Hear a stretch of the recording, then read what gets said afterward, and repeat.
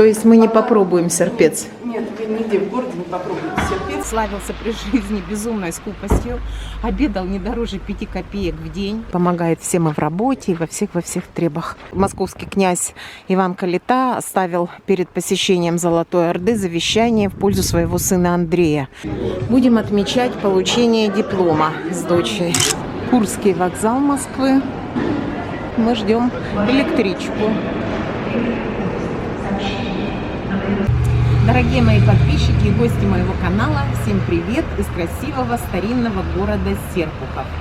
Вы меня периодически упрекали, что я показываю в основном места красивые исторические Турции, а Россию игнорирую. Но так как я начала канал вести в Турции, поэтому в основном путешествовала с вами по Турции.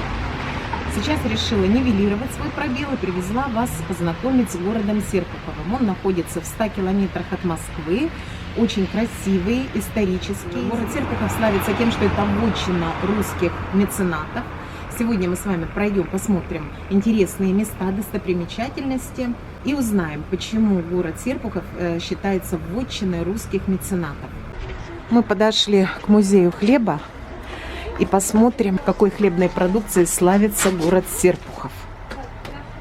А тут даже посещение с чаепитием. Да, посещение с чаепитием тут. После экскурсии здесь проходит дегустация. Самое популярное угощение Серпухова – это серпец. Раньше их готовили из ржаной муки, сейчас делают и из слоеного теста, и из белой муки, из пшеничной. Серпец – это ваше блюдо Серпухова, да? К сожалению, серпца больше не существует. А почему? А потому что, к сожалению, администрация с чистыми побуждениями придумала интересный продукт серпец, но это оказалось крайне нетехнологичная булочка, которую производить практически невозможно. То есть мы не попробуем серпец? Нет, вы нигде в городе не попробуете серпец, потому что серпец это такой рогалик. Ну это вот да. типа... Ну, это большой, да, вообще он маленький, да. И пока выпекается основная часть, вот эти концы, они просто засыхают. Да, и когда мы попытались поить наших гостями, кормить наших гостей серпцом, то очень много негативных отзывов на тему, что вы нас кормите вот этими сухими. Это та же история, что ручка у калача, да? Ручка у калача тоже потому что пока выпекалась основная часть калача, ручка просто засыхала и как бы... А скажите, а как же раньше их готовили? Никак. Это абсолютно новая придумка. Да? Да. Историю такую красивую придумали все. У нас в Серпухове нет гастрономического бренда. Есть все. Есть красивые монастыри, есть история, есть замечательный город с очень хорошими музеями. У нас великолепный историко-художественный парков музей. У вас очень много. много. Парков много. У нас нет гастрономического бренда. Сказали, что надо придумать, мы придумали. Но а я, видите, как уже сказала зрителям, что мы сейчас попробуем. Не все придуманное, оказывается, востребованным и правильным. Понятно. Гостей мы угощаем просто. Как обещала вам про серпец рассказать, но на самом деле это... У нас А здание что у вас? Здание у нас 18 века. У нас улица Калужская. Здесь стояли в основном дворянские купеческие усадьбы. Наше здание было построено как купеческая усадьба. Потом в 19 веке купец открывает здесь пекарню. Называется пекарня Попова по фамилии купца. Просуществовала практически 100 лет.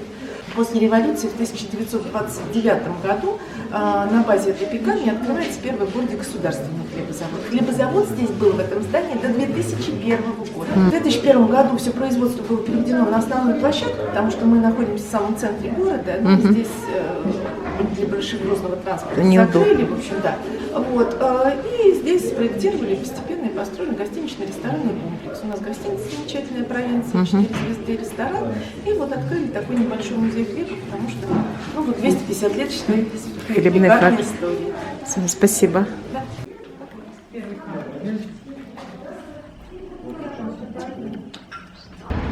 Давайте зайдем в этот старинный храм. Называется он Никола Белый. В конце 18 века он был построен. Очень большой, очень красивый храм. В Серпухове очень много монастырей, церквей. Вот здесь в правом пределе находится икона Поможения рода.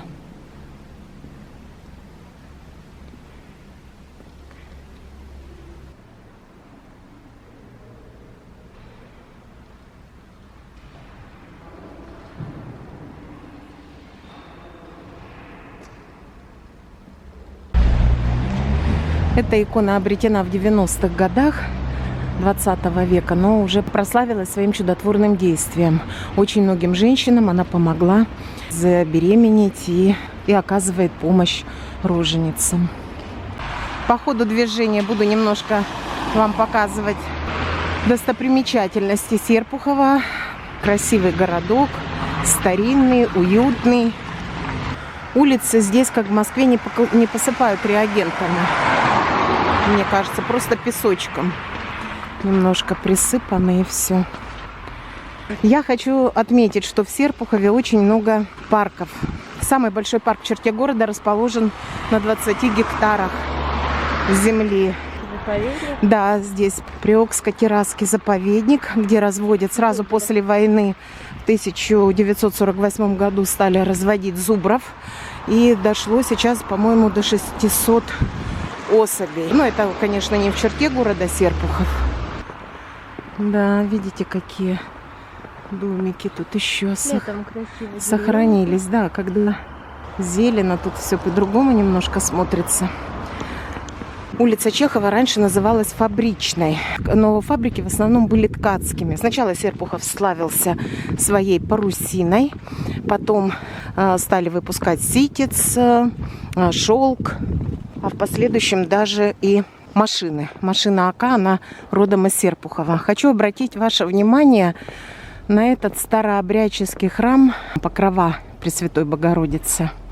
Построен он Анной Мараевой в память о погибшей дочери. Фабриканты Мараевы – довольно знаменитая семья Серпухова. В 1882 году Анна Мараева, к дому, в который мы сейчас идем, остается вдовой с 8 детьми и берет дело семьи в свои женские руки. Это один из меценатов города Серпухова. Женщина, исповедующая старообрядчество. Она покупает вот этот дом, к которому мы с вами подошли сейчас, под картинную галерею. Так называемая Серпуховская Третьяковка. Содержит коллекцию картин, до сих пор лучшую среди региональных и подмосковных собраний. Насчитывает около 40 тысяч экземпляров, в основном зарубежной живописи. А церковь Покрова Пресвятой Богородицы, вот обратите внимание, тут буквально 50 метров до церкви. И она ездила всегда на пролетке, на карете и щедро разбрасывала милостыню. Настолько была любима народом, что когда она умерла, народ нес ее гроб до вокзала на руках. Похоронена она на Преображенском кладбище Москвы вместе с мужем. Город Серпухов славится такими меценатами, как купец Варгин, в доме которого сейчас расположен Малый театр Москвы. Он просто отдал свой дом под храм Мельпомены. Купцы Фирсановы наверняка знают станцию Фирсановка в Подмосковье. По-моему, она по ленинградскому направлению, да? Да, мы проезжаем ее, когда едем. Фирсановых было 3 брата, очень состоятельные купцы, много полезного вложили в свой родной город Серпухов. В основном вошла в историю дочь одного из братьев, Вера Фирсанова, которая построила в Москве Петровский пассаж и бани Сандуны. И открыла бани Сандуны.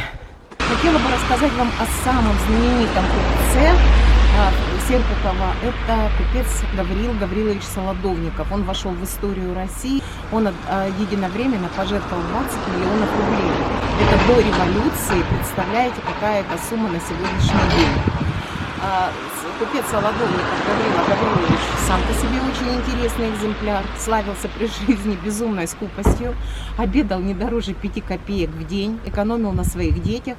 Но говорил всегда, что вот я умру, тогда вся Россия узнает, кто такой купец Солодовников. Он оставил своим детям менее 1 миллиона рублей, а остальные почти 20 миллионов отдал на благотворительность. Сам он из Серпухова, из семьи купцов третьей гильдии, но к 20 годам становится, получив свою долю наследства, переезжает в Москву, к 20 годам становится уже купцом первой гильдии, а к 40 годам становится миллионером.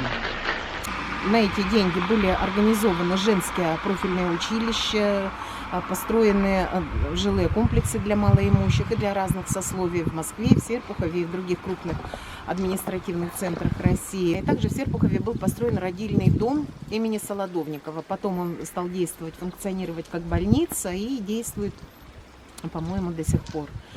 Ну и раз я уже начала про меценатов, расскажу про меценатов Коншиных, которые превратили город Серпухов в промышленный город на рубеже 18-19 веков.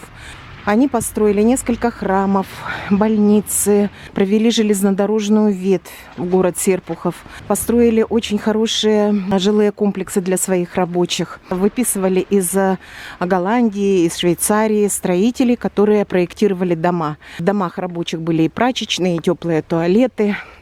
И когда случилась революция, последний представитель семьи Коншиных, Николай Коншин, на то время уже национализировали его фабрики, и он доживал свой век в двухкомнатной квартире в Москве. И когда он умер, то рабочие, узнав о его смерти, заказали вагон, чтобы доставить его тело в родной Серпухов и захоронить в семейной усыпальнице в Успенском соборе города. Вот такие купцы, меценаты широкой души, да. Где сейчас они, интересно? Куда это все сейчас ушло, эта традиция русского меценатства? Так, ну а мы подошли к знаменитому Высоцкому монастырю. Посмотрите, какой вид шикарный открывается. Город Серпухов находится на слиянии двух рек, Нары и Оки. И Высоцкий монастырь стоит на берегу реки Нары. А напротив, вон там за деревьями плохо видно, находится самый древний монастырь города и один из старейших монастырей России, Владычный Введенский монастырь. Вот, смотрите, какая красота. Монастырь очень большой, это мужской монастырь с чудодейственной иконой «Неупиваемая чаша». Внук Ивана Калиты, Владимир Храбрый, по благословению преподобного Сергия Радонежского, основал этот монастырь в 1374 году. И вот видите, какая красивая надвратная колокольня. По-моему, называется это псевдорусский стиль, если я не ошибаюсь. Вообще, первые упоминания о городе Серпухове относят к 1339 году, когда московский князь Иван Калита оставил перед посещением Золотой Орды завещание в пользу своего сына Андрея.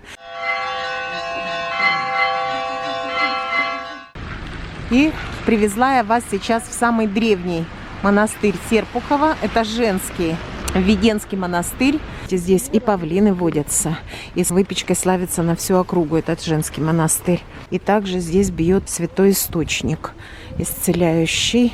Монастырь был основан святым Алексием, митрополитом Киевским и всея Руси в 1360 году. Очень красивый монастырь тоже. И такая приятная атмосфера здесь, да? Какая-то благостная. Здесь часовенка есть Варлаама Серпуховского. Это первый игумен после основания монастыря. Помогает всем и в работе, и во всех требах. Скорый помощник. Видите, сколько в подмосковном городе Серпухов святых мест. Да.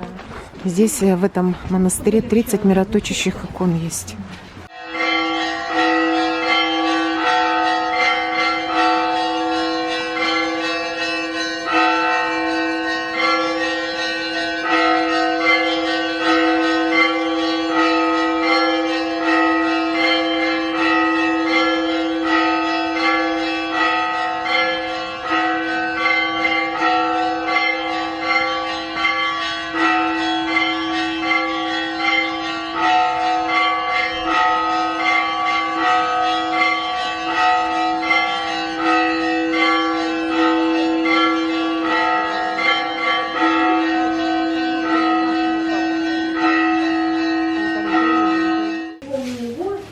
Хочу показать вам выпечку монастырскую, которой славится Веденский монастырь.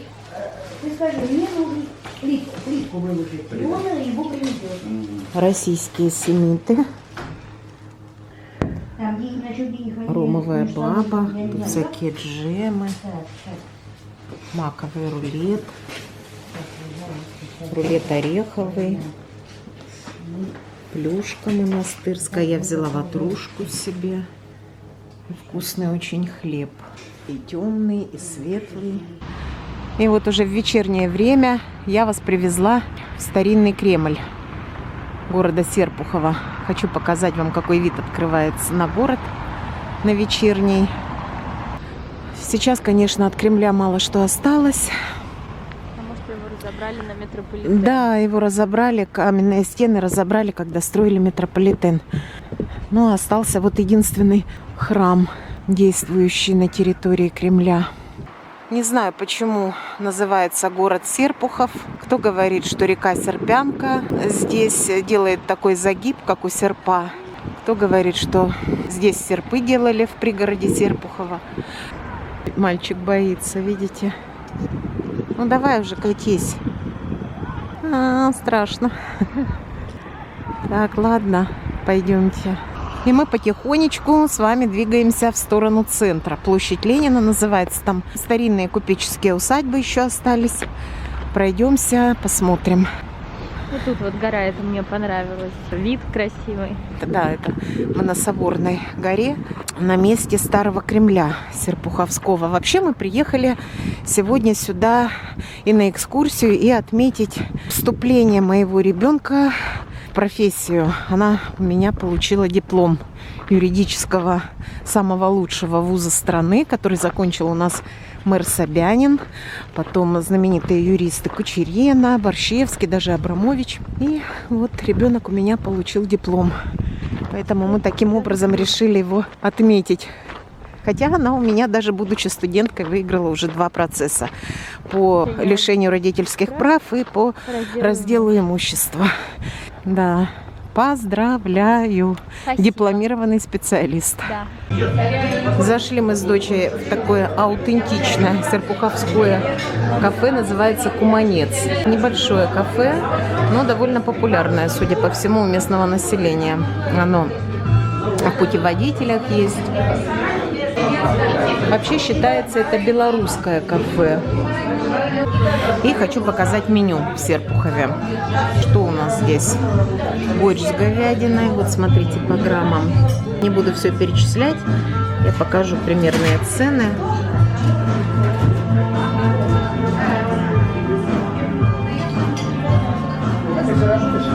Смотрите, обращайте внимание на граммы, на штуки. Заказали мясо по-архангелогородски и жаркое гридень и 2 жульена. Вот мясные порции 320. Что туда входит? Видите, цена 450-400 рублей. Тут и говядина, и курица, и отбивные, котлета пожарская есть, рыба, холодные закуски, сало с салом. Мне понравилась закуска. Название я имею в виду. Сельдь, винегрет, овощной, оливье с семгой 200 грамм, 300 рублей. Но я считаю, что цены вполне, да? Сказочные герои.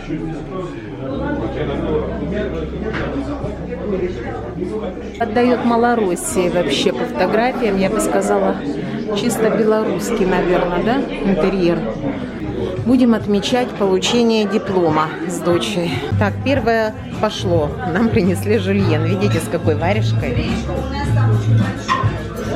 Это мы достали рогалик свой, который в монастыре приобрели. Спросили разрешение, можно ли. Они стали заказывать хлеб, потому что у нас его целая сумка. Ну, Похоже на семит, рогалик. похож на семит? Более мягкий. Вкусно? Да. Смена блюд у нас произошла. У Маши архангельская, да, жаркое? Архангелогородская. Архангелогородская. Жаркое. Наш рогалик из храма и мое гридень жаркое. У Маши вареники с вишней. А у меня блинчики со сметаной и с малинкой. 9 вареников я бы уже не осилила. Это мой маленький троглодит. Я еще съела 2 круассана. Да, она еще сегодня 2 круассана. Мама не стала, я ее тоже съела. Я говорю, если бы я ела так, я бы в двери не входила. Но на здоровье, хороший обмен веществ. И наш счет вышел. Считай по 1000 на человека. Я считаю, очень приемлемо для перемены 3 блюд. Да, очень неприемлемо, очень мало. Очень мало, да. Спасибо, что были сегодня с нами на прогулке нашей по Серпухову. Спасибо, что подписываетесь, комментируете, ставите лайки. Не забывайте также подписываться на мой телеграм-канал. Всего всем самого доброго. И приезжайте в этот замечательный город Серпухов, который мы вам показали. И думаю, что летом тут очень классно. Я надеюсь, что вам понравилось. Приезжайте летом, здесь вообще здорово. Здесь очень много зелени, всяких парков, заповедников, Ака-река, пляж. Так что всех приглашаем. Пока-пока всем.